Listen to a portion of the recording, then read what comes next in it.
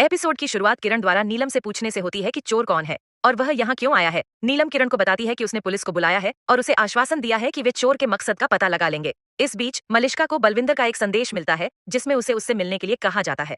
वह चिंतित हो जाती है। उसे डर है कि अगर बलविंदर पकड़ा गया तो उसका रहस्य उजागर हो जाएगा। शालू को आयुष के साथ अपने रिश्ते में बदलाव का आभास होता है। जैसे ही वह गिरने वाली होती है, आयुष उसे पकड़ लेता है, जिससे उनके बीच एक रोमांटिक पल आता है। शर्मिंदा होकर वे शर्माते हुए अलग हो जाते हैं। मल्लिका बलविंदर से मिलने के लिए पार्किंग स्थल पर पहुंचती है और जानना चाहती है कि उसने उसे वहां क्यों बुलाया। बलविंदर उसे याद दिलाता है कि वह उसके और उनके कथित बच्चे के बारे में चिंतित थी। मलिष्का बलविंदर का मजाक उड़ाती है, लेकिन वह उसे व्यवहार करने की चेतावनी देता है। ओबेरॉय परिवार के सामने सच्चाई उजागर करने की धमकी देता एक ज्वेलरी स्टोर पर लक्ष्मी मैनेजर को बताती है कि उसकी उंगली में एक अंगूठी फंस गई है और वह मदद मांगती है। वह उसकी मदद के लिए एक सेल्स गर्ल को बुलाता है। सेल्स गर्ल लक्ष्मी को तंग अंगूठी के बारे में शिकायत न करने के लिए धन्यवाद देती है। इस बीच ऋषि आयुष और शालू से पूछता है कि क्या उन्होंने कोई अंगूठी चुनी है। वे उसे एक दिखाते हैं और वह स्वीकृति देता है। उनके अनजाने में एक प्रच्छन्न अनुष्का एक महंगी अंगूठी चुरा लेती है और चोरी के लिए शालू को फंसाने की योजना बनाती है।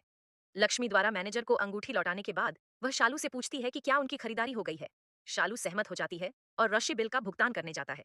बलविंदर किरण को बताता है कि लक्ष्मी उसकी उपस्थिति को भी स्वीकार नहीं करती है। किरण उसे आश्वासन देता है कि आयुष और शालू की शादी हो जाने के बाद वह लक्ष्मी को जीत सकता है। बलविंदर चौंक जाता है और पूछता है कि आयुष शालू से कैसे शादी कर रहा है। जैसे ही वे स्टोर से बाहर निकलते हैं, अलार्म बजता है और मैनेजर उन्हें रोकता है। शालू का बैग चेक करने के लिए कहता है। भ्रमित होकर शालू पूछती है कि क्या गड़बड़ है।